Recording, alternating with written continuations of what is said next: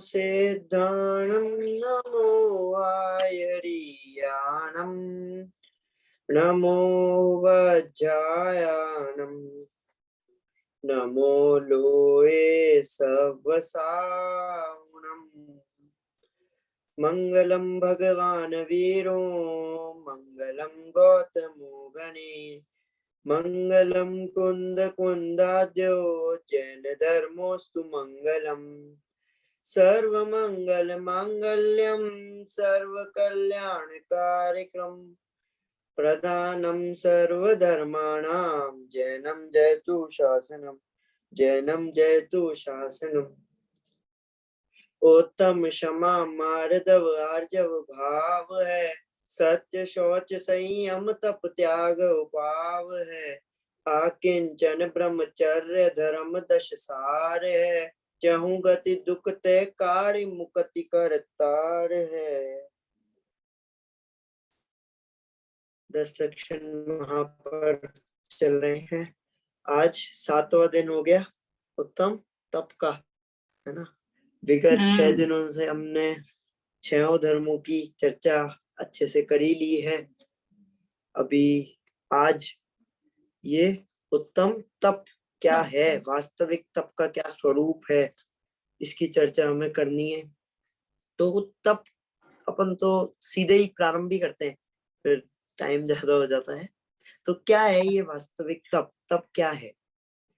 समस्त रागादि पर भावों की इच्छा के त्याग द्वारा स्वस्वरूप में प्रतपन करना, विजयन करना, ये तप है।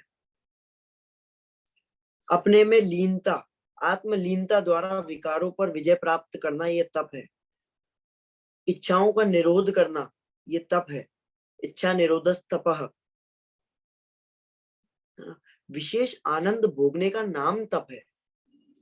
तप बिना निर्जरा असंभव है। तप बिना मुक्ति असंभव है। कैसा है ये तप?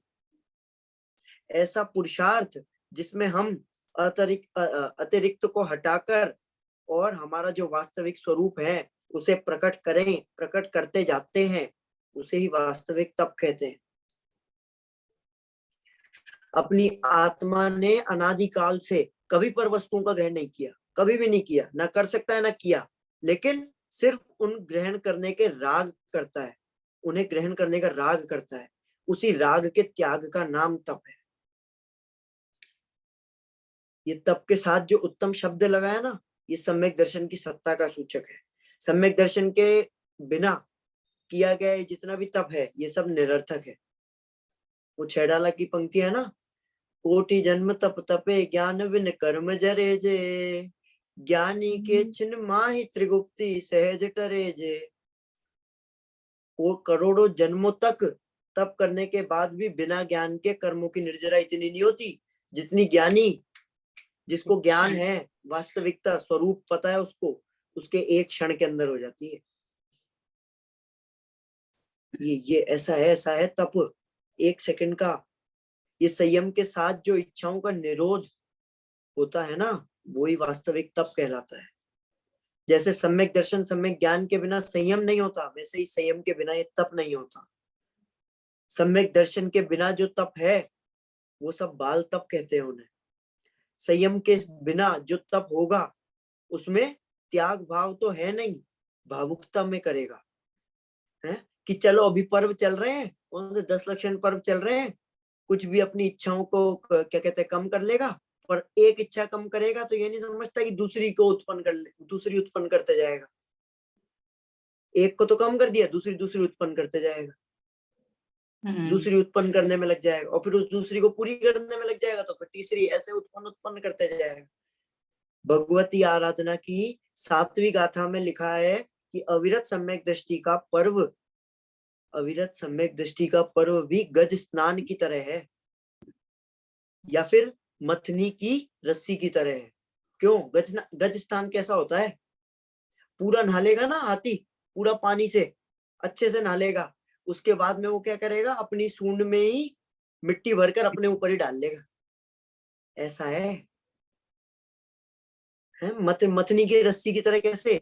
एक तरफ खींचोगे ना आप मथनी की रस्सी को, तो वो दूसरी तरफ ढीली हो जाएगी। हाँ। ये मिथ्या दृष्टि को तप ऐसे होते हैं, होते ही नहीं मिथ्या दृष्टि को, तो उसे तो बाल तप कहा गया है।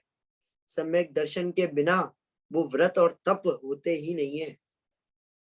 जब तक ये सम्यक दर्शन नहीं होएगा हमें, ये व्रत और तप हमें नहीं होने वाले। जिस प्रकार प्रज्वलित अग्नि तृण को जलाती है ना, उसी प्रकार ये तप रूपी अग्नि जो है ये कर्मों को जलाती है। ये तप के मायने क्या है? तप के मायने है जीवन को आसान बनाना। ये इच्छाएं जो है ये जीवन को कठिन बनाती है ना। उन इच्छाओं को जीतना ये तप है। कैसा क्या करता है ये तप? कर्म रूपी पर्वतों को भेदने वाला है, वास्तविक सुख की प्राप्ति कराने वाला है। अरे ये तप मात्र 2-4 दिन भूखे रहने का नहीं है, या अन्य प्रकार से कोई चीज अपन ने कर ली बाह्य से, उन चीजों का नहीं है। ये तो बाह्य कायिक क्लेश आदि है, ये मात्र उन तक ही सीमित नहीं है। कैसा है ये? अरे स्वर्ग के देव है ना, वो हजारों वर्षों तक कुछ ही नहीं खाते। उनके माध्यम से ना हिंसा होती है, ना झूठ होती है, चोरी कुशील वगैरह कुछ भी नहीं होते। पर ये तप उनके नहीं है। जितने जितने जितने सागर की आयु होगी ना, जैसे 33 सागर की आयु है, तो 33,000 वर्ष तक उनको विकल्प तक नहीं आएगा खाने का, तब भी उनके ये तप नहीं है। और हमारे महामुनि राज आहार लेते हैं, आहार लेते हुए भी परम तपस्वी हैं। अरे भारी क्रियाओं से तप का संबंध नहीं है। आत्मा को जाने बिना कुछ भी करना सब व्यर्थ है। जिन वर कहे सब व्यर्थ है, सब व्यर्थ है। ये जो छह बहिरंग, 6 अंतरंग तप कहे हैं ना, ये अपने स्वभाव के नजदीक लाने के लिए है, स्वरूप में विश्राम करवाने के लिए। इसलिए कहे गए हैं ये 6 अंतरंग और 6 बहिरंग, ऐसे 12 तप होते हैं कुल। 6 बहिरंग तप कौन से हैं? अनशन, अवमोदर्य, वृत्ति परिसंख्यान, रस परित्याग, विविक्त शय्यासन और काय क्लेश। और 6 अंतरंग प्रायश्चित, विनय, वात्सल्य, स्वाध्याय, व्युत्सर्ग और ध्यान। ऐसे हैं ये 6। ये सभी तप, चाहे ये बाह्य हो चाहे अंतरंग हो, एक शुद्धोपयोग रूप वितराग भाव की ही प्रधानता है इन सभी में।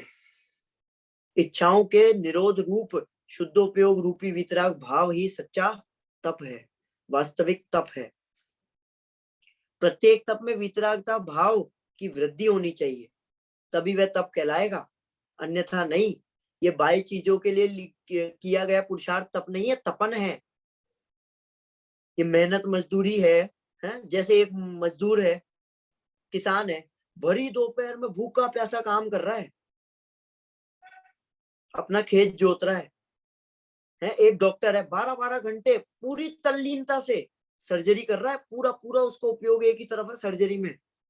तो क्या वह तपी हो गया? तप करने वाला हो गया क्या? तपस्वी हो गया क्या? वो तपस्वी नहीं है। अरे ये अंतरंग तप, वास्तव में ये अंतरंग तप ही वास्तविक तप है। बहिरंग तप तो उपचार से तप संज्ञा प्राप्त है। ये जगत जन जितने भी होंगे ना, ये आपको बहिरंग तप की ओर, बहिरंग तप जो करते हैं ना, उनको तपस्वी मानेंगे।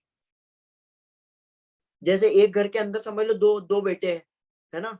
एक बेटे ने तो क्या किया, बिल्कुल निर्जल उपवास किया, है ना, और दिन भर गृहस्थी के कार्यों के अंदर दुकान पे जाके बैठ गया और सुबह से लेकर रात तक दुकान पर बैठा।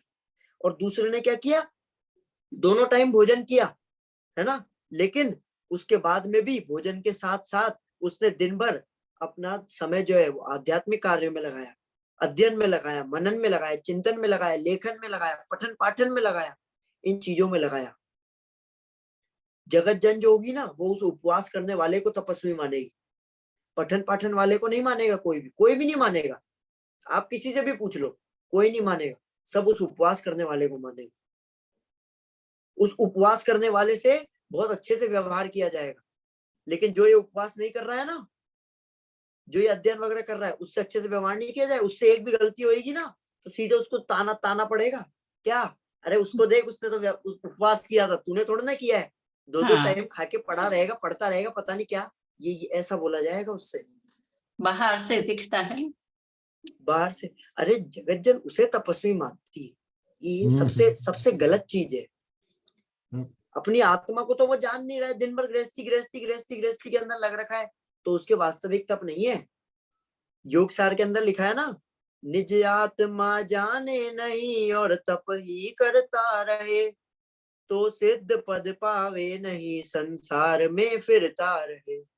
सिद्ध पद की प्राप्ति नहीं होती जब तक वो अपनी आत्मा को नहीं जानेगा। इसको ऐसा बना लो, जरा सा चेंज कर लो, निज आत्मा जाने नहीं और उपवास ही करता रहे, तो सिद्ध पद पावे नहीं संसार में फिरता रहे। उपवास करता रहेगा ना बिना आत्मा को जाने, कुछ भी नहीं होने वाला है। जगत जन उसे तपस्वी मानती है, जबकि उसने कुछ भी नहीं किया। क्या किया उसने? दुकान पे जाके बैठ गया बस, क्या काम था। और इसने क्या किया? दूसरे वाले ने अध्ययन किया, मनन किया, चिंतन किया, पठन पाठन किया, लेखन किया, इतनी चीजें की। भले भाई ये से सही, पर ये सब भी स्वाध्याय के ही रूप हैं, और स्वाध्याय एक तप है। ये चीज वो नहीं समझता है। ये पुण्य की चाह में लोग तप करते हैं, व्रत करते हैं कि चलो 10 दिन थोड़ा उपवास करते हैं, तो लोग पूछेंगे पुण्य बंधन से बाहरी भोग सामग्री मिल जाएगी, ऐसा समझते हैं। अरे तुम्हें क्या मिल गया है? तुम्हें मोक्ष मिल सकता है, तुम्हें बाहरी भोग सामग्री की ओर लग रखे हो, उस पर तुम्हारी दृष्टि है। इस पर तुम्हारी मोक्ष मिल सकता है, इस पर तुम्हारी दृष्टि नहीं है। अरे धान्य के साथ में घास फूस तो अपने आप मिल जाती है। जब शुभ अशुभ से दृष्टि हटाकर शुद्ध आत्मा में उपयोग लगता है, उसमें ठहरता है, स्वरूप में लीन हो जाता है, तब होता है उत्तम तप। स्वरूप विश्रांति का नाम है उत्तम तप। उसी से मुक्ति की प्राप्ति होगी, और किसी से नहीं होने वाली है। ये उपवास का क्या है? उपवास तो कभी कभी किया जाता है, पर ये स्वाध्याय ध्यान ये प्रतिदिन होता है, प्रतिदिन किया जाता है। स्वाध्याय और ध्यान ये परम तप है, अंतरंग तप है ना, ये जो दोनों, ये परम तप है, तपों में सर्वश्रेष्ठ है। फिर भी जगत जो है ये स्वाध्याय और ध्यान को, तो ध्यान की अपेक्षा ही उपवास आदि ये जितनी भी बाह्य जितनी भी क्रियाएं, इनको तप माने, इनकी ओर ज्यादा दृष्टि करते हैं। अरे वास्तव में तपस्वी है कौन? ये तपस्वी का लक्षण लिखते हुए समंत भद्राचार्य रत्नकरण श्रावकाचार्य में लिखते हैं कि विषयाशाव शाति तो निरारंभो परिग्रह, ज्ञान ध्यान तपो रखता तपस्वी सह प्रशस्य थे। जिसको ये पंचेंद्रिय विषयों की आशा नहीं है, आरंभ और परिग्रह से रहित है, और ज्ञान ध्यान और तप में ही लीन है, वो असली तपस्वी है, और वही तपस्वी प्रशंसनीय है। उस तपस्वी आप सोचो तो, जो ज्ञान ध्यान और तप में ही है लीन। उपवास आदि नहीं लिखा कि जो उपवास आदि करता जा रहा है, उपवास एकासन करता जा रहा है, महीनों महीने तक उपवास करता जा रहा है, ये नहीं लिखा। जो ज्ञान ध्यान और तप में लीन है, वो है वास्तव में तपस्वी। वो प्रशंसनीय है, वैसा तपस्वी प्रशंसनीय है, ये उपवास करने वाला नहीं है। आप सोच रहे हो इतनी देर से उपवास उपवास उपवास उपवास कर रहे हैं। अरे उपवास करना गलत नहीं है, लेकिन अपन जो ये उपवास का गलत स्वरूप मान के बैठ गए ना, ये गलत है। मात्र भोजन ना करने का नाम उपवास नहीं है। उपवास तो अपने आत्म स्वरूप के समीप ठहरने का नाम है। ये चीज नहीं समझता है, ये चीज समझनी है अपने। ये जो 12 तप है ना, ये एक के बाद एक, जैसे प्रथम के बाद दूसरा, दूसरे के बाद तीसरा, इस अपेक्षा उत्तरोत्तर है। और इसके अंदर उपवास जो है ना, वो पहला है। ये अनशन, अनशन का नाम उपवास, अनशन का अर्थ उपवास है। और ध्यान ये अंतिम है। उत्तरोत्तर उत्तरोत्तर बेहतर, मतलब वृद्धि होती जाती है इनमें, उत्कृष्ट है, महत्वपूर्ण है। कोई व्यक्ति 1 साल तक अगर खाना नहीं खाए, उपवास करे ना, तो भी उसके केवल ज्ञान हो या नहीं हो, उस चीज की गारंटी नहीं है। लेकिन कोई अगर अंतर मुहूर्त ध्यान कर ले, 100% उसको केवल ज्ञान होएगा। जो पहले तीर्थंकर थे ना अपने, आदिनाथ भगवान, ऋषभ देव, है ना, वो 1 वर्ष 1 माह 8 दिन उन्होंने आहार ग्रहण नहीं किया। और ऐसा नहीं कि उन्होंने उपवास भी ये अपनी तरह किया हो कि गृहस्थी के अंदर, अरे प्रॉपर उपवास जो होता है वो किया, लेकिन तब भी केवल ज्ञान नहीं हुआ। और उन्हीं के बेटे भरत चक्रवर्ती अंतर मुहूर्त अपने आत्म ध्यान किया और अंतर्मूर्त के अंदर केवल ज्ञान हो गया उनको। अरे परम तप है ध्यान। अपन ये उपवास उपवास उपवास उपवास उपवास उपवास इन्हीं में लग रखे हैं, ये नहीं है। वास्तव में अपने को क्या करना है, और उपवास भी करना है तो कैसे करना है, उसका सच्चा स्वरूप समझना चाहिए। ये अनशन में भोजन का पूर्णतः त्याग होता है। और दूसरा जो है ना उमोदर है, उसमें एक बार भोजन किया जाता है।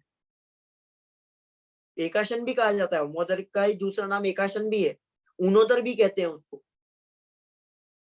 क्यों ऊनोदर? किस लिए? क्योंकि एक बार किया जाता है लेकिन भरपेट नहीं किया जाता, इसीलिए ऊनोदर भी कहते हैं। आजकल तो ये ऊनोदर ना रहकर दूनोदर हो गया है। भरपेट खाएंगे, भरपेट दूसरे एक तक टाइम, नहीं खाना है तो अभी खा लो। इतना उस एक टाइम पर ही इतना घनिष्ठ भोजन कर लेते हैं कि अगले दिन तक पेट पकड़ के घूमता है। जिस व्यक्ति को अगले दिन डाइटिंग करते हैं, वो अणोदरी के नाम से डाइट करते हैं ना, हाँ जो शरीर के लिए कैसा वेट लॉस के लिए कम तो शरीर खाते की हैं तरफ ना, से तो वो तो करते उसको हैं, डाइटिंग बोलते हैं ना, जो डाइट हाँ करते हैं। हाँ वो हाँ, भी, वो वो भी उधर थोड़ा है। वो भी यही करते हैं वही। अरे ये सब अपने को समझना चाहिए, वास्तविकता क्या है इन चीजों की। सिर्फ ये इतना सा कर लेना थोड़ी ना है तप, वास्तविक तप समझना है क्या है। और ये दो तप हो गए है ना। और मतलब आप सोचो, अगर अगले दिन उपवास करना होता है ना, तो एक दिन पहले ऐसा खा लेगा। मैं आपको बता सकता हूँ, मतलब कई लोग ऐसे हैं जिनको अभी 10 लक्षण के अंदर समझ लो ऐसा है कि बाहर की चीजें नहीं खानी, है ना। तो वो 10 लक्षण से पहले एक दिन बाहर का ही खा के आएंगे कि अब तो 10 दिन खाने नहीं मिलेगा, चलो बाहर। और जो जो उनके फेवरेट होगा सब पूरा भर पेट, जितना उनका मतलब यहाँ तक भर के आएंगे। अरे वो ये नहीं है भाई, वास्तविकता अपने को समझनी चाहिए, है ना। ये तीसरा तप क्या था अपना? वृत्ति परिसंख्यान, कि भोजन को जाते समय अनेक प्रकार की अटपटी प्रतिज्ञा ले लेना, उसकी पूर्ति पर भोजन ही करना अथवा उपवास करना, ये वृत्ति परिसंख्यान तप। 6 रस में से 1, 2 या 6 रस ही को त्याग कर देना, नीरस भोजन लेना, ये रस परित्याग।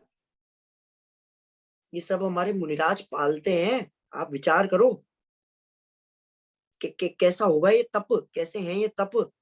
ये तप जो है शरीर को सुखाने के लिए नहीं है, शरीर को सुखाने का नाम तप नहीं है, इच्छाओं के निरोध का नाम तप है। वो शरीर को सुखाने के लिए नहीं करते हैं। आपको लग रहा होगा कि यार अनशन जो है ना, ये तो ज्यादा बड़ा तप होना चाहिए, क्योंकि इसके अंदर उन्नोदर के अंदर तो वो एक टाइम खा रहा है और एक टाइम नहीं खा रहा है। अरे ऐसा नहीं है, ऐसा नहीं है। क्यों? क्योंकि अन्य कार्यों में उलझे रहकर भोजन के पास में भटकना भी नहीं, उसकी अपेक्षा निर्विघ्न भोजन की प्राप्ति हो जाना, उसका स्वाद चख लेना। आपकी कोई पसंदीदा चीज है, उसका स्वाद चख लेना, और उसके बाद में भी उसको बीच में ही छोड़ देना। ये इसमें इच्छा का निरोध ज्यादा है, इसलिए ये उससे बड़ा तप है ना। ऐसे ही भोजन को जाना, है ना, और अलग अलग अपन ने अटपटी कोई प्रतिज्ञा ले ली और उस अनुसार भोजन नहीं मिला और वापिस आ जाना, ये इसमें इच्छा का निरोध ज्यादा है। सरस भोजन मिल सकता है अपने को, है ना, मिल रहा है, लेकिन नीरस भोजन लेना, इसमें इच्छा का निरोध ज्यादा है। इसीलिए ये उत्कृष्ट तप है।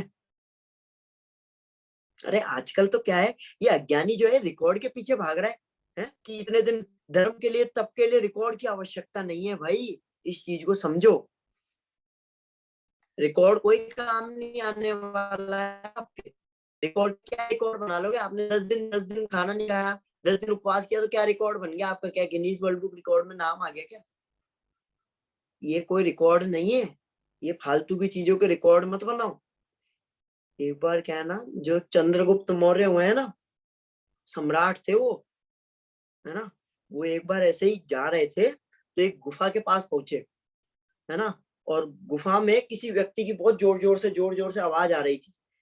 वहां एक मुनिराज थे, वो पाठ कर रहे थे, तो उनकी आवाज आ रही थी बहुत जोर जोर से। तो सम्राट ने बाहर से ही पूछा कि भीतर कौन है, अंदर कौन है भाई?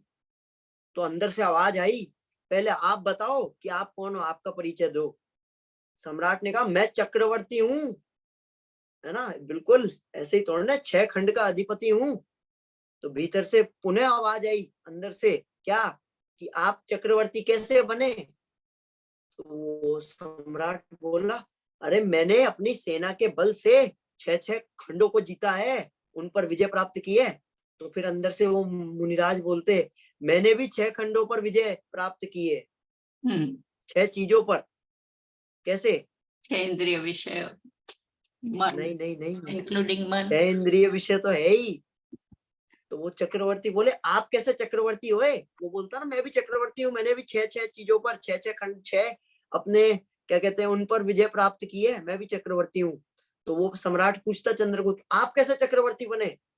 तो वो कहता, मैंने अपने तप के बल से मन, वचन, काय, राग, द्वेष, मोह, इन 6 खंडों को जीता है। क्या तुम इन पर विजय प्राप्त कर सकते हो क्या? अरे चंद्रगुप्त मौर्य नतमस्तक हो गए उनके सामने। बताओ, असली चक्रवर्ती तो तब ही है जब वो इन चीजों को छोड़े, अपने बल के समान, अपने बल के माध्यम से, अपने तप के बल से इन चीजों को छोड़े। असली विजेता वो है। अपन लोग तो कहाँ है, छोटे छोटे रिकॉर्ड बनाने लगे। सोचो आप, वो 6 खंड का अधिपति चक्रवर्ती है, वो जब झुक गया इस तप के बल के सामने, तो अपन लोग क्यों क्यों करते हैं ये नहीं करना। ये फालतू रिकॉर्ड बनाने के लिए थोड़ा ना है। रिकॉर्ड अपने, रिकॉर्ड क्या है, रिकॉर्ड थोड़ी ना ये, इन चीजों से कोई रिकॉर्ड नहीं बन जाने वाला है। आप ऐसा कर लोगे तो वही मैंने अभी बोला, गिनीज वर्ल्ड बुक में रिकॉर्ड में नाम आएगा क्या आपको? है भाई, 10 दिन तक इस व्यक्ति ने खाना नहीं खाया, 16 दिन तक, 16 कारण का उपवास करते हैं, 16 कारण। अरे भाई, ये कुछ ही नहीं है, ये कोई रिकॉर्ड बनाने की चीज नहीं है। वास्तव में उसका स्वरूप समझो। और ये 12 तप जो है, तप समझते हैं अपन इनको, ये 12 तप जो है मुनिराजों के होते हैं, अपने नहीं होते। मुनिराज पालन करते हैं इन 12 तपों का, है ना। अपन तो अगले तप की ओर बढ़ते हैं। 5वां तप क्या है? विविक्त शय्यासन। निर्दोष एकांत स्थान में जाकर प्रमाद रहित सोने बैठने की वृत्ति, ये विविक्त शय्यासन है। और आत्म साधना और आत्म आराधना में होने वाली शरीरादिक कष्टों की परवाह नहीं करना, ये काय क्लेश है। इन 6 तप हो गए। 6 तपों को समझ लिया। ये 6 तप का प्रयोजन क्या है? 6 क्या, सभी तपों का प्रयोजन क्या है वास्तविक? कि इच्छाओं का निरोध होकर वीतराग भाव की वृत्ति, वीतराग भाव में वृद्धि होना, ये तप का मूल प्रयोजन है। किसी कोई भी तप अगर ऐसा है ना जिसमें ये वीतराग भाव की वृद्धि नहीं हो रही, तो वो तप नहीं है, तब तक वो तप नहीं कहलाएगा। तप का सच्चा स्वरूप समझना है अपने को। यहाँ बहिरंग तप हो गए अपने, अब अंतरंग तप की ओर बढ़ते हैं। 6 बहिरंग तप समझ लिया अपन ने। अंतरंग तप, अंतरंग तप में पहला है विनय तप। विनय तप, ओहो, ये विनय तप तो मतलब विनय विनय विनय से क्या समझते हैं? आजकल के बच्चे हर घर के अंदर है, बिल्कुल विनय नहीं करते हैं, किसी की विनय नहीं करेंगे, हैं? अध्यापकों के पैर नहीं छूते हैं, ना माता पिता के छूते हैं, ना दादा दादी के छूते हैं। अरे ये भाई, ये विनय तप नहीं है। उनके छू लेंगे तो क्या उनको विनय तप हो जाएगा क्या? विनय तप के धारी हो जाएंगे वो? अरे ये विनय तप नहीं है। मैं ये नहीं कह रहा ये करना नहीं है, विनय नहीं करनी चाहिए, ये नहीं कह रहा मैं, गलत नहीं ले इसको, है ना। वो विनय तप नहीं है। ये माता पिता आदि गुरुजन की यथा योग्य विनय तो हमें होनी चाहिए। पर मेरा कहना तो ये है कि माता पिता की विनय, ये विनय तप नहीं है। क्योंकि ये तप वास्तविक किनके हैं? मुनिराजों के। अरे वो तो मुनि बनने से पहले ही माता पिता सबको त्याग हो गया उनके, सबको छोड़े है, घर बार गृहस्थी सब छोड़े है। तो इसलिए ये विनय तप, ये माता पिता के पैर छू लेना, अपने अध्यापकों के पैर छू लेना, ये नहीं है। ये विनय है, विनय तप नहीं है। अरे विनय तप चाहे जहां माथा टेक देना नहीं है, तथा कई दिन गृहस्थियों के नहीं होता ये। पंच परमेष्टियों के अतिरिक्त कहीं भी नहीं जाना, कहीं भी नहीं नमन करना, वो है विनय तप। ये मुनिराजों के होता है। निशंकित अंग होता है ना, निशंकित अंग, हाँ वो है ना, ये है, वैसा है ये। वास्तविक अपने को इसका भी स्वरूप समझना चाहिए कि ज्ञान दर्शन चरित्र के प्रति अंतर में अनंत बहुमान के भाव और उनकी पूर्णता को प्राप्त करने के भाव का नाम है विनयत्व। ज्ञान दर्शन चारित्र के प्रति अंतर में जो बहुमान आएगा ना, अपना बहुमान के जो भाव होंगे, उनकी पूर्णता को प्राप्त करना, ये है विनय। ऐसा होना चाहिए। अरे अपन प्लेन लिविंग ये अपन ऐसा करते हैं आजकल, प्लेन लिविंग और हाई थिंकिंग, ऐसा जीवन होना चाहिए ना अपना। लेकिन आजकल इसका उल्टा है, आजकल हाई लिविंग और लो थिंकिंग हो गई है ना। सबको अपना स्टैंडर्ड हाई करने की होड़ है ना। बाहरी दिखने वाले लोग स्टैंडर्ड को तो बढ़ाते जाएंगे, लेकिन अच्छी सोच की पूर्ति करने में निकल अपन कुछ भी नहीं कर रहे हैं, अपनी सोच का स्टैंडर्ड नहीं बढ़ा रहे। पूरा जीवन कब इन विषय तृष्णाओं की पूर्ति करने में निकल जाता है ना, पता ही नहीं चलता है। और एक इच्छा पूरी होती है, दूसरी पैदा हो जाती है। अरे एयरपोर्ट पे वो कन्वेयर बेल्ट होती है ना, जिस पर सामान आता है, हाँ एक के बाद आते जाता है। उसी प्रकार है ये इच्छाएं, एक के बाद पैदा होती जाती है, एक के बाद बार आती जाएगी। एक समाप्त होगी दूसरी आएगी, दूसरी समाप्त होगी तीसरी आएगी। अरे युग युग से इच्छा सागर में प्रभु गोते खाता आया हूँ। अरे इस इच्छा के सागर में आज तक गोते खाते आया हूँ। यही किया है अनादि से आज तक, अपने को भूलकर इन इंद्रिय जनित इच्छाओं की पूर्ति में लगा हुआ है। और ये काम होने की जगह, ये कम होने की जगह बढ़ती जा रही है, अपनी इच्छाएं बढ़ती जा रही है। अरे जरा विचार करो, अपना कोई ये जीवन अपने को ज्यादा, ये मनुष्य पर कितने समय के लिए मिली है? बहुत कम। वो दादा की पंक्तियां है ना, अंजुलि जल सम जवानी क्षीण होती जा रही, प्रत्येक पल जर जर जरामृत नजदीक आती जा रही। काल की काली घटा प्रत्येक पल मंडरा रही, किंतु पल पल विषय तृष्णा तरुण होती जा रही। अरे काल की घटा मंडरा रही है, लेकिन फिर भी ये विषय तृष्णा तरुण होती जा रही है, बढ़ती जा रही है। इस चीज की ओर ये बिल्कुल विचार नहीं करता है। अरे ज्ञान दर्शन चारित्र के प्रति अंतर में बहुमान के भाव, उनके पूर्णता का प्राप्त होने का भाव, ये विनय तप है। अगला तप है वैयाव्रत है। वैयाव्रत, ये इस तप के संबंध में सबसे ज्यादा भ्रांतियां चलती है ना। वैयाव्रत से हम क्या समझते हैं कि वैयाव्रत मतलब तपस्वियों साधियों की सेवा करना, पैर दबाना।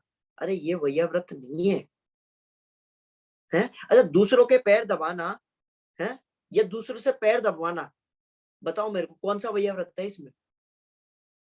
क्योंकि यदि दूसरों के पैर दबाना तप है, तो फिर तो वो तो गृहस्थ को होना चाहिए, क्योंकि वो दबा रहा है। और यदि दूसरों से पैर दबवाना तप है, तो वो तो मुनिराज तो ऐसे कैसे दबवा सकते हैं किसी से? हैं? वो तो मुनिराजों के होता है, ये 12 तप तो मुनिराजों के होते हैं ना, तो मुनिराज कैसे दबवा सकते हैं? अरे वैयावृत्ति का अर्थ सेवा होता है, ये बिल्कुल सही बात है, पर सेवा का अर्थ पैर दबाना हमने लगा लिया है। कहीं लिखा है क्या पैर दबाना? अरे वैयावृत्ति में पैर दबाना भी मतलब वैयावृत्ति में पैर भी दबाए जाते हैं, पर पैर दबाना ही मात्र वैयावृत्ति नहीं है। सेवा से क्या अर्थ है? सेवा स्व और पर दोनों की होती है। वास्तविक सेवा तो स्व और पर को आत्महित में लगाना है। आत्महित एकमात्र शुद्धोपयोग रूप दशा में है। शुद्धोपयोग रूप दशा रूप होने के लिए निरंतर प्रयत्नशील रहना, ये वैयावृत्ति तप है। अपन लोग इसको गलत मान बैठे हैं। अरे यदि कोई मुनिराज भयंकर पीड़ा में हो, उनका चित्त स्थिर नहीं हो पा रहा हो, है ना, ऐसी स्थिति में उनको उपदेश दें, उनके परिणामों को स्थिर करें। और अगर स्थिर ना कर पा रहे हो, वचन से बोलकर ना स्थिर कर पा रहे हो, है ना, भयंकर पीड़ा हो रही हो, तो यदि उनकी सेवा करते हुए, हम उनको संबोधित करते हुए अगर पैर भी दबाएं, है ना, तो भी चल जाएगा। तब है, तब होगा ये। अपन लोग जाके सीधे पैर दबाने, अपन लोग इस चीज में पुण्य मान रहे हैं कि मुनिराजों के पैर दबाएंगे तो पुण्य लगेगा। अरे इस चीज में पुण्य नहीं है, वास्तव में इसका स्वरूप समझो। ये वैयावृत्ति दिन भर इसके पीछे पीछे पीछे भागते रहोगे, वो नहीं है। वास्तविक स्वरूप समझो इसका। मुनिराज पैर दबवाते नहीं और ना आपको दबाने चाहिए फालतू के अंदर जाकर। वो पीड़ा में दिख रहे हैं, तब आप दबाइए, संबोधित करते हुए दबाइए, तो वो चल जाएगा। उन्हें संबोधित किया जाए, और वो भी इसलिए क्योंकि उससे उनको शीघ्र वापस प्राप्त होगी स्थिरता। इसीलिए एकमात्र यही कारण है जिससे शारीरिक सेवा को भी वैयाव्रत में मतलब स्थान प्राप्त है, सिर्फ इसी कारण की वजह से। इसलिए अपन लोग इसको सावधानी पूर्वक करें, करने की मनाही नहीं है, लेकिन स्वरूप समझकर करें। वास्तव में जिन्हें नीड हो उनके करें। ऐसे ही जाकर सीधे इनमें पुण्य बंध ना माने, पुण्य पुण्य पुण्य पुण्य के कारण है, ऐसा ना माने, है ना। तो हमें रहेगा ये, मुनिराजों के होता है ये, वैसे भी अपन लोग तो क्या ही कितना ही कर लें। अगला जो तप है ना, सबसे बड़ा तप, 2 तप जो थे ना सबसे बड़े, उनमें सबसे बड़ा तप कौन सा? स्वाध्याय। स्वाध्याय को परम तप कहा जाता है। स्वाध्यायः परम तपः, ये सबसे बड़ा तप है। क्यों? अरे यहाँ वहां स्वाध्याय का भी अपन सच्चा स्वरूप नहीं समझते। स्वाध्याय क्या है? मंदिर के अंदर गए, जो शास्त्र हाथ लगा, जो पेज खुल गया, है ना, 6 डाला खुल गई, उसकी 2-4 पंक्ति खड़े खड़े पढ़ ली और स्वाध्याय हो गया। अरे ये स्वाध्याय नहीं है, ये स्वाध्याय नहीं है। यहाँ वहां का कुछ भी पढ़ लेना स्वाध्याय नहीं है। आत्महितकारी शास्त्रों का अध्ययन, मनन और चिंतन भी उपचार से स्वाध्याय है। वास्तविक स्वाध्याय तो आत्मज्ञान का प्राप्त होना है। ये स्वाध्याय को अपन तोड़ेंगे ना, स्व, अधि और अ, ये इन तीनों को मिलाकर बनता है स्वाध्याय। स्व माने निज का, अधि माने ज्ञान, और अ यानी प्राप्त होना। इस प्रकार निज का ज्ञान प्राप्त होना, ये स्वाध्याय है। पर का ज्ञान तो पराध्याय है, स्वाध्याय थोड़ी ना है। स्वाध्याय करना है अपने को। ये अपन ये जो ये अभी बताया ना मैंने, मंदिर के जाकर ऐसे खोल लेंगे और फिर अपन क्या कहेंगे, मैं तो प्रतिदिन भाई साहब सुबह सुबह उससे पहले कुछ खाता नहीं हूँ, मंदिर जाता हूँ, पहले दर्शन करता हूँ, फिर वहीं बैठ के स्वाध्याय करता हूँ और फिर। अरे भाई आप काम टाल रहे हो, ये स्वाध्याय नहीं है। काम टालने का नाम थोड़ी ना स्वाध्याय है। वास्तव में क्या स्वाध्याय है? ये नहीं है स्वाध्याय। ऐसा कहते हैं ना, रुचि अनुयायी वीर्य। इसके अनुसार ये हमारी संपूर्ण शक्ति उधर लगती है जहां पर हमारी रुचि होती है। और अगर आप ऐसा कर रहे हो ना मंदिर में जाकर, इसका मतलब आपकी आत्मा की ओर रुचि नहीं है, स्वाध्याय की ओर रुचि नहीं है। आप बस काम टाल रहे हो। किस लिए? कि सामने वाला कोई पूछे कि भाई स्वाध्याय करते हो, तो हाँ भाई मैं करता हूँ, मैं भी स्वाध्याय करता हूँ। सुबह सुबह मंदिर में जाकर सामने कोई आए तो उसको दिखे कि हाँ भाई पढ़ता दिखाई दे, इसलिए भी करते हैं कई लोग, सामने वाले को दिखाने के लिए। आप कभी भी देख लेना, ऐसे ऐसे अगर नॉर्मली मंदिर जाएगा ना, जब कोई नहीं होगा, कोई ऐसे टाइम पर गया तो नमो बाहर, और अगर 4-5 लोग देख रहे हैं तो नमो अरिहंतन, नमो सिद्धन। अरे भाई सामने वाले को दिखाने के लिए भगवान के दर्शन अच्छे से कर रहा है, अपने आप को ही छलते हैं। वही ये सबसे बड़ी, क्या बोलूं, मतलब मैं नहीं बोल सकते इस बारे के अंदर, कितना बोलूं। इस स्वाध्याय के 5 वेद कहे हैं, वाचना, प्रचना, अनुप्रेक्षा, आमनाय और धर्मोपदेश। ये 5 वेद किस लिए कहे? ये 5 वेद इसलिए कहे हैं कि कई लोग जो है वो मात्र सिर्फ वाचना मतलब बोलने को ही स्वाध्याय समझ लेते हैं। लोग समझते हैं मैं तेज तेज तेज तेज पाठ करूंगा तो वो स्वाध्याय है। अरे वो नहीं है भाई स्वाध्याय। वास्तविक स्वाध्याय क्या बताया था अभी? निज का ज्ञान प्राप्त होना, सिर्फ बोल देना थोड़ने, उसके माध्यम से अपना ज्ञान प्राप्त हो रहा है, तो वो है स्वाध्याय। ये आत्महित की दृष्टि से समझने के लिए पूछना, ये भी स्वाध्याय है। चिंतन करना, पाठ करना, ये भी स्वाध्याय है। यहाँ तक कि यश आदि, किसी भी यश या आपको मान सम्मान, ये बिल्कुल भी इनके बिना स्वपर हित की दृष्टि से किया गया धर्मोपदेश, ये भी स्वाध्याय है। ये सब स्वाध्याय है। ये कुंदकुंद आचार्य लिखते हैं, है ना, उनने क्या लिखा है, मतलब कुंदकुंद शतक, मतलब उनने लिखा है कुंदकुंद शतक में, तो दादा ने उसको पद्यानुवाद जो किया है कि तत्वार्थ को जो जानते प्रत्यक्ष या जिन शास्त्र से दृग मोह क्षय हो, इसीलिए स्वाध्याय करना चाहिए। जिन आगमों से सिद्धि हो, अब अर्थ गुण पर्यय सहित, जिन आगमों से ही श्रमण जन जान कर साधे स्वहित। स्वाध्याय से जो जान कर निज अर्थ में एकाग्र है, भूतार्थ से वे ही श्रमण स्वाध्याय ही बस श्रेष्ठ है। कितनी स्वाध्याय की कितनी महिमा गाई है, हर जगह हर जगह हर जगह इस स्वाध्याय की महिमा गाई है। अरे अज्ञानी जो है ना, वो सिर्फ शास्त्र पढ़ते हैं, परंतु ज्ञानी ज्ञानी क्या करते हैं? ज्ञानी विवेकी, जो ज्ञानी विवेकी होंगे ना, वो शास्त्र के माध्यम से अपने आप को पढ़ते हैं। सिर्फ शास्त्र पढ़ देना स्वाध्याय नहीं है, उनके माध्यम से अपने आप को पढ़ना, निज का ज्ञान करना, ये स्वाध्याय है वास्तव में, है ना। ये स्वाध्याय सब तपों का आधार है। क्यों क्यों है ये सब तपों का आधार? इसको क्यों सारे तपों का आधार कहा है? अरे क्योंकि बिन जानते दोष गुणन को कैसे गहिए तजिए, कैसे तजिए गहिए। जब तक अपन जानेंगे ही नहीं, स्वाध्याय करेंगे, तभी तो अपने को पता चलेगा ना कोई चीज कैसी है। इसलिए इसको सब तपों का आधार कहा है। हम सच्चा स्वाध्याय करें, अपना ज्ञान करें, वो है वास्तविक स्वाध्याय। फिर अगला क्या था? व्युत्सर्ग। ये व्युत्सर्ग तरफ क्या है कि बाह्यांतर जितने भी परिग्रह हैं उनका त्याग, जितने भी परिग्रह हैं उन सब का त्याग, ये व्युत्सर्ग है, ये व्युत्सर्ग तप है। इस व्युत्सर्ग तप के बारे में तो कल त्याग धर्म के अंदर अपन लोग पूरी विस्तार से ही चर्चा, इसी परिग्रहों के त्याग इसी पे ही चर्चा करने वाले हैं। तो इसको तो कल समझ लेंगे, अच्छे से विस्तार से समझ लेंगे, है ना। अब तो अंतिम जो सबसे महत्वपूर्ण है उसकी ओर बढ़ते। ध्यान, ध्यान सबसे महत्वपूर्ण, ध्यान सर्वोत्कृष्ट तप है। ध्यान की अवस्था में ही सर्वज्ञता की प्राप्ति होती है। यहाँ ध्यान से आप ये आर्त ध्यान, रौद्र ध्यान, ये नहीं लेना है अपने को। शुभ भाव रूप धर्म ध्यान भी नहीं है।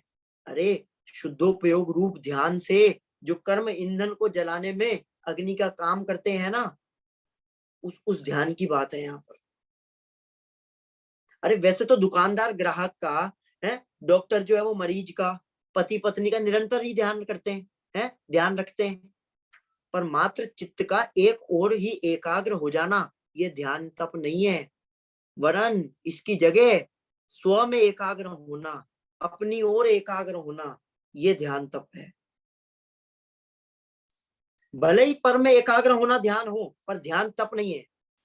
ध्यान तप तो समस्त पर, जितने भी पर पदार्थ है, विषय है, विकारी भाव है, उनमें से चित्त हटाकर अपनी आत्मा में स्थिर होना, अपनी आत्मा में लगाना, उसका नाम है।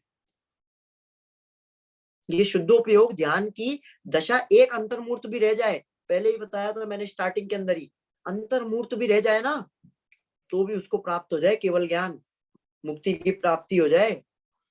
अरे समस्त तपों का सार ये ध्यान तप है। ये तपस्वी तृप्ति होते हैं, तृप्त होते हैं, संतप्त नहीं होते हैं। इच्छाओं को तुम किस लिए तज रहे हो? ये इच्छाएं जो अपन किस लिए तजते हैं? अपन ने क्या मान रखा है सब चीजों के अंदर? अरे इच्छाओं को तुम सम्राट बना दोगे तो तुम्हें आहट कर देगी, और इच्छाओं को तुम दास बना दोगे तो वो तुम्हें सम्राट बना देगी। छोटे छोटे संकल्पों से अपने मन को मजबूत करो। इच्छा भी अपने अंदर से ही उत्पन्न हो रही है ना, और इच्छाओं का विनाश भी अपने अंदर से ही होएगा। इच्छाएं उत्पन्न ही ना हो, ये वास्तविक तप है। और वो कैसे होता है कि जैसे जैसे हम अपनी आत्मा के नजदीक जाते जाते हैं ना, अपने आप अपने में ही लीन होंगे, उसकी ओर समता भाव लाएंगे, उनमें अपने भाव क्या कहते हैं संसारिक भोगों से विरक्त होंगे, उनको प्राप्त करने की इच्छा खत्म होगी, तो ये वास्तविक तप होगा। अपने ये 10 दिन थोड़ी ये क्रियाएं करते हैं ना, इसी कि ये नहीं खाना, उसे नहीं खाना, एक टाइम अन्न खाएंगे, अरे ये सब करके अपने मन में सोचते हैं कि हमने इच्छाओं को कंट्रोल किया या फिर उनको और ज्यादा बढ़ाया है। वास्तव में अपन इच्छाओं को कंट्रोल नहीं कर रहे, प्रैक्टिस करते हैं। अरे अपन लोग कंट्रोल थोड़ी नहीं कर रहे हैं, अपन तो उल्टा डाइवर्ट करते हैं। अपन ने तो इच्छाओं को डाइवर्ट किया है, क्योंकि हमने क्या किया कि हमने हर चीजों का सब्स्टिट्यूट बना रखा है। ठीक है, अपन ने कह दिया कि रात के अंदर अन्न नहीं खाएंगे, तो रात में जाके ड्राई फ्रूट्स खाने लगता है। हर चीज का सब्स्टिट्यूट बना रखा है अपन ने। ये है इसकी सबसे बड़ी गलती। जैसे हरी का किसी ने सोचा हो कि 10 दिन नहीं खाऊंगा, है ना, तो सूखा करके खा लेगा हरी को, अन्न की जगह पर वो ड्राई फ्रूट्स खा लेगा। अरे आसक्ति तो उतनी की उतनी ही है ना, उपयोग में तो खाना पीना ही चल रहा है। उल्टा उस टाइम से ज्यादा चल रहा है। उस टाइम तो बिना सोचे समझे जो आ रहा था वो खा लेता था, अब इसी बारे में सोचता रहेगा कि यार अन्न तो खाना नहीं है, क्या खाऊं यार मैं, इसी चीज के अंदर चलता रहेगा उसका उपयोग। अरे खाने पीने से उपयोग हटाओ, उपयोग में खाना पीना ही चल रहा है, अपने से तो अभी बहुत बहुत दूर है। सुख वास्तविक सुख अपने से कितना दूर है, अपने से सुख, जितना हम अपने से दूर है।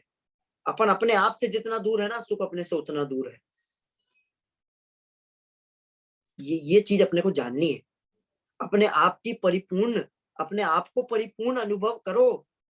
अब कुछ करना बाकी नहीं रह गया है। ये सारी चीजें अनंतों बार की है। अपना ही आनंद लो, अपने में आनंद लो, ये वास्तविक तप है। जब कुछ करना बाकी नहीं रहा ना, तो कुछ करने की इच्छा भी नहीं होगी, और जब कुछ करने की इच्छा नहीं होगी तो वास्तविक तप होगा। ये इच्छा का निरोध ही तप है। और इन इच्छाओं का निरोध करके जो तपस्वी, जो हमारे मुनिराज इस मार्ग पर चलकर अपनी आत्म आराधना कर जो सिद्ध मुक्ति को प्राप्त करते हैं ना, उसी प्रकार हम भी इन तपों को धारण करें, अपनी आत्मा में ही लीन हों और इन सबको प्राप्त करें, मुक्ति को प्राप्त करें। इसी मंगल भावना से हम बात करें।